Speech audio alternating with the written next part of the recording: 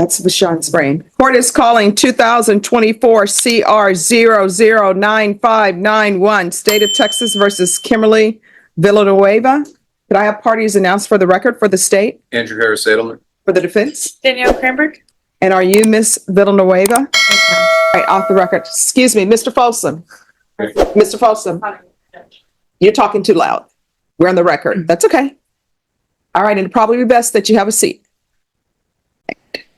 You're charged with the offense of theft of property less than $2,500, 2 or more previous convictions. That's a state jail felony. Range of punishment is anywhere from 180 days up to 2 years in the state jail facility and up to $10,000 fine. Did you understand? Yes, Your Honor. If you have a plea bargain agreement with the state, the court does not have to follow your plea. If for any reason the court does not follow your plea and gives you more than you bargained for, the fact that you entered a plea will not be used against you and you will be allowed to withdraw your plea. Did you understand? Yes, Your Honor. According to the plea, punishment is be assessed at 2 years in the state jail facility. The state recommends community supervision. They're taking in consideration AL 2181212. Did you understand that to be the plea? Yes, Your Honor. Defense is at the plea? It is, Your Honor. State is at the plea? Yes, Your Honor. All right, after reviewing state's exhibits 1 and attachments, the court will find there is sufficient evidence to find you guilty, and the court will find you guilty. Are you proceeding with sentencing? Yes, Your Honor. All right, anything you wish to say on behalf of your client? We would ask for the court to follow the agreement. She is willing to do the probation. She is not currently employed, but she's seeking employment. She does have call center experience. She's hoping to get another work from home job at a call center and to help take care of her father, who is currently sick. All right. So I have a question for you. You say you're taking care of your father. Is that correct? Not really. He actually has cancer, so he's dying of cancer already. I'm sorry, what? He's dying of cancer. He has stage 4 liver cancer. All right. So my question is, are you taking care of No, him? ma'am. That was a misstatement on my part, Judge. I guess I mean to spend time with him while she can. All right. So here's the other question. When's the last time you had employment? Last year at Speedy's Exchange. With Speedy Exchange, yes. Doing what? Call center, telephone representative. All right. Why do you continue to steal? Because I haven't been able to get a job due to my felonies, my history. But I'm still seeking for employment, ma'am. No, this is not the first time you're stealing. I'm trying to figure out your go-to is stealing. What if everybody who didn't have a job decided to steal? So you have prior theft cases and they were all state jail felonies. So why do you continue to steal? And according to this, you've been stealing since 2014 and you just want to stop stealing. So you're stealing and you're using drugs. Why is this? Well, the past, yes, my last ones, yes, ma'am. I was an addict. I'm no longer using. I've been sober for quite a couple of years already. I did have a fallback to say that one time with this recent case that I have.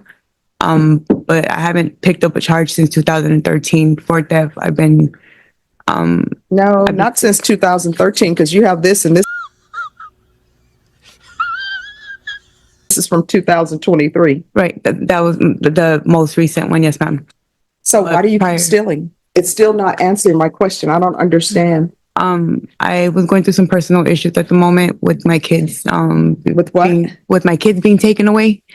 Okay. So I went to what I knew best. But your children, were they taken away because you were using drugs? No, ma'am. For allegations.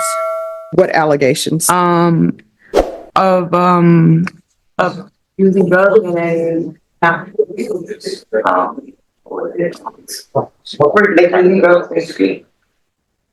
All right, for using drugs. So when were they taken away from you? That's it. And who are they staying with?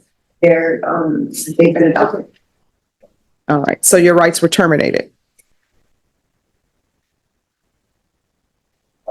So here's my question. And you know yourself better than I know you, better than your attorney knows you.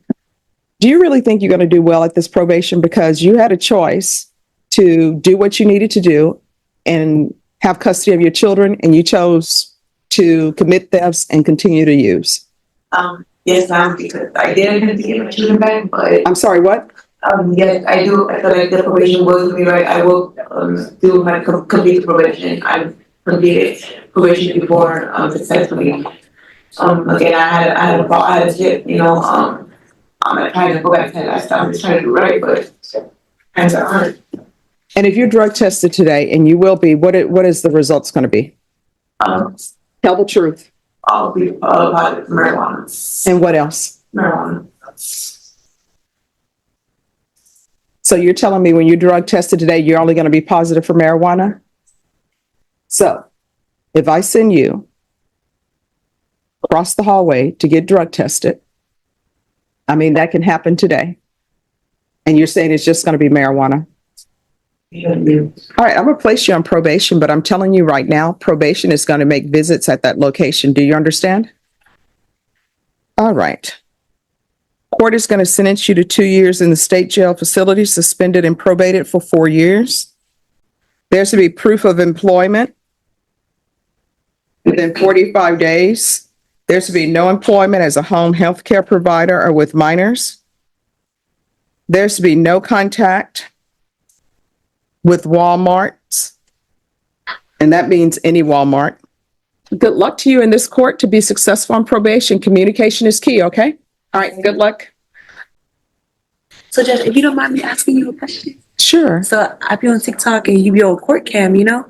So, when you tell defendants and you sentence defendants, how come you add the condition of not being able to work at a care facility or engaging with elders? Oh, because to me, that's a vulnerable population.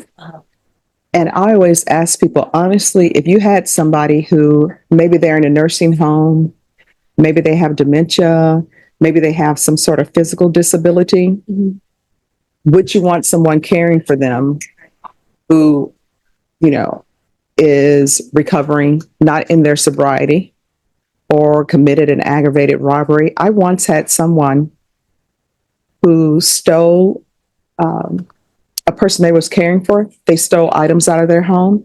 They stole the Jesus necklace that was an image of Jesus. They stole it. You would have thought that would have given somebody pause. So then they come back, and the agreement is for them to have probation. Okay. And I said they're not to have a job as a home healthcare provider. You know what they told me?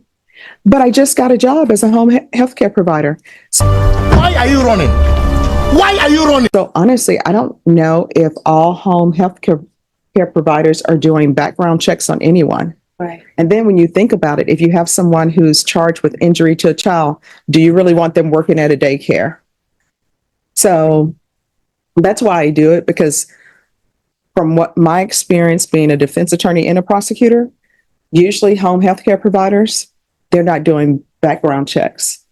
And for me, taking care of children, being a home healthcare provider, you sort of have to have a calling to do that, because when you think about it, it's a lot of work. Right. And you got to have a lot of connections. And I just think that to protect the community, people who have felony convictions shouldn't be home healthcare providers, especially when they haven't even completed probation and they're just starting.